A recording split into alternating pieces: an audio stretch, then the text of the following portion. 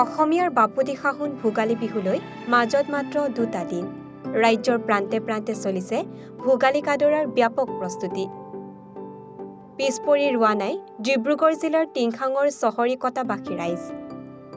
চহৰীকটা উজনি চুবুৰী গাঁৱৰ ৰাইজে এইবাৰ দিল্লীৰ ইণ্ডিয়া গেটৰ আৰ্হিত নিৰ্মাণ কৰিছে বিশাল আদৰণি তোৰণ। বাঁহ আৰু নৰাৰে নিৰ্মাণ কৰা তোৰণে এতিয়া ৰাইজৰ দৃষ্টি আকৰ্ষণ কৰিছে। আনহাতে গাঁওবাসীয়ে প্লাষ্টিকমুক্ত ভোগালী উদযাপনৰ ব্যৱস্থা গ্ৰহণ কৰিছে। উৰুকা নিশা কলপাত কলপটুৱা আদিত খাদ্য গ্ৰহণ কৰিব ৰাইজে।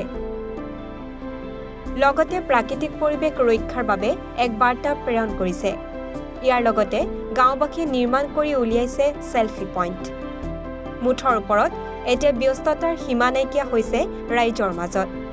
ভোগালীৰ উৰুকাত গাঁওখনৰ ৩২টাৰো অধিক পৰিয়ালে একেলগে হাঁহে মাহে এসাঁজ খাব। আনফালে ভেলাঘৰৰ বাকৰিত মহিলাসকলে পিঠা-পনা জলপান আদি প্ৰস্তুত কৰাত ব্যস্ত হৈ পৰিছে। ব্যস্ততাৰ মাজতে বিহু মাৰি আনন্দ উল্লাসত মতলীয়া হৈছে সকলো। এতিয়া এনেদৰে ৰাজ্যৰ প্ৰান্তে প্ৰান্তে চলিছে ভোগালী কাদৰাৰ ব্যাপক প্ৰস্তুতি। নমস্কাৰ, আপোনালোকক প্ৰথমতে মই ধন্যবাদ জনাইছোঁ। আপোনালোকে নিশ্চয় দেখিছে আমি এইবাৰ বিহুটো অলপ ব্যতিক্ৰমী ধৰণে সজাই পৰাই তুলিবলৈ চেষ্টা কৰিছোঁ।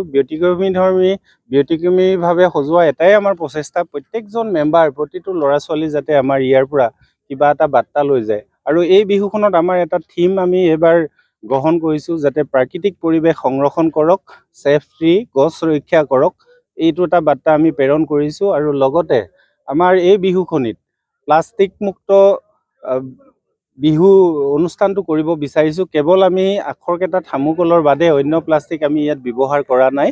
আমি খোৱা বোৱাৰ বিলাকো কলপাতেৰে কলৰ পটুৱাৰে আমি ব্যৱহাৰ কৰিম।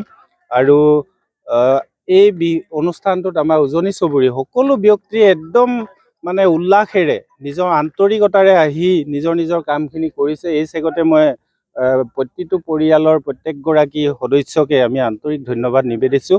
মই আশা ৰাখিছোঁ আৰু ভৱিষ্যতে এই অনুষ্ঠানটোৰ জৰিয়তে আমাৰ কণ উঠি অহা ল'ৰা ছোৱালীসকলে এটা সুন্দৰ যাতে বাৰ্তা কঢ়িয়াই লৈ যায়, মিলা প্ৰীতিৰ ভাৱ, সমন্বয়ৰ ভাৱ লৈ যায়, সেয়াই মোৰ আশা। আৰু এই বিহুত আমি যেনেধৰণে আয়োজন কৰিছোঁ, আজি আমি প্ৰস্তুতি ইতিমধ্যে প্ৰায় যুদ্ধকালীন গতিত হৈ আছে। এই প্ৰস্তুতি আৰু 2 এদিনতে আমাৰ সম্পন্ন হ'ব। তাৰপিছত আমাৰ মেইন বিহুটো আহিব। সেই বিহুটোতো আমি আশা ৰাখিছোঁ প্ৰত্যেকজন ব্যক্তিয়ে যাতে ইয়াত আন্তৰিকতাৰে অংশগ্ৰহণ কৰে। আমাৰ ইয়াত 45 ঘৰে আয়োজন চলোৱা হয় উজনি চুবুৰী বুলি। তাৰপিছততো এনেকৈ গোটেই গাঁওখনে নহয়, হেৰিয়ে হয়, খোৱা বোৱা গোটেইখিনি মিলি জুলি তেনেকৈ আয়োজন কৰা হয়। আৰু বছৰেকৰ মূৰত প্ৰতি বছৰে ভোগালী বিহু বুলি হাঁহ কোমোৰা চব থাকে, গাহৰি মাছ আদি কৰি গোটেইবোৰে আৰু যিখিনি হেৰি হয় গোটেইবিলাক আয়োজন হয়। তেনেকৈ খোৱা হয় মিলি জুলি সকলোৱে কৰি মেলি। আজি যেনেকৈ দেখিছে তেনেকৈ সেইদিনাও তেনেকৈ খোৱা হয়। ভেলাঘৰটো বৰ ধুনীয়াকৈ বনাইছে আপোনালোকে।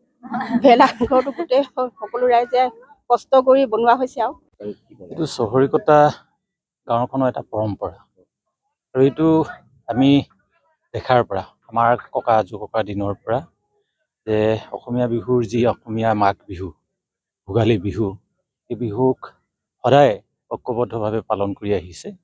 ই আজি ব্যতিক্ৰম নহয়। গতিকে এই ভোগালী যি বিহু, এই বিহুক পৰম্পৰাগতভাৱে মানি অহাটোৱে আমাৰ এই জনগোষ্ঠীটোৰ লগতে এই গাঁওখন, এই সমাজখনক একত্ৰিত কৰি ৰাখিছে। গতিকে এইবাৰো পৰম্পৰাগতভাৱেই ভোগালী বিহু উদযাপন হ'ব, কিন্তু সমান্তৰালভাৱে ইয়াতে আমি বিহুখনৰ লগতে মেজিৰ লগতে সকলো ৰাইজে এসাঁজ খোৱা, আৰু মেজি ঘৰক বা ভেলাঘৰক আমি আচলতে সকলো ৰাইজত পৰিচয় কৰাই দিয়াৰ মানুহেৰে আজি নতুন চামৰ ওচৰত পৰিচয় কৰাই দিয়াৰ উদ্দেশ্যে আচলতে তেনেধৰণে ভেলাঘৰ সজা হৈছে। আজি ইয়াতে আমাৰ যি আদৰণি গেটৰ কাৰণে এখন ইণ্ডিয়া গেট তৈয়াৰ কৰা হৈছে। এইটো আচলতে নতুন প্ৰজন্মক, নতুন ছাত্ৰ ছাত্ৰীসকলক, উঠি অহা প্ৰজন্মক যাতে তেনেধৰণৰ সৃষ্টিশীল মনেৰে বিহুখনক আগুৱাই নিয়ে, এই কথাখিনি চিন্তা কৰি আচলতে এই বিহুখন আয়োজন কৰা হৈছে। কিমান ৰাইজে একেলগে? গাঁওখনৰ 2টা চুবুৰী আছে। এইখন উজনি চুবুৰী ৰাইজে উজনি ভাগে আৰু নামনি চুবুৰী ৰাইজে নামনি ভাগে প্ৰতি বছৰে আচলতে মানে এই ভোগালী বিহু উদযাপন কৰি আহিছে। ইয়াতে আমাৰ মানে উজনি চুবুৰী যিমানখিনি মানুহ আছে সকলোৱে একেলগতে মিলিত হৈ ইয়াতে আচলতে ভোজ ভাত বা এই বিহুটো উদযাপন কৰা হয়। ঠিক তেনেকৈ নামনি চুবুৰীও তেনেকৈ ধৰণে কৰে।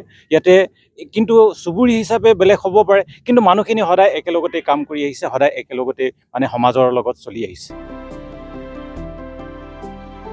মৰাণৰ পৰা ৰাজু মিশ্ৰৰ প্ৰতিবেদন, এনিফাৰত 24।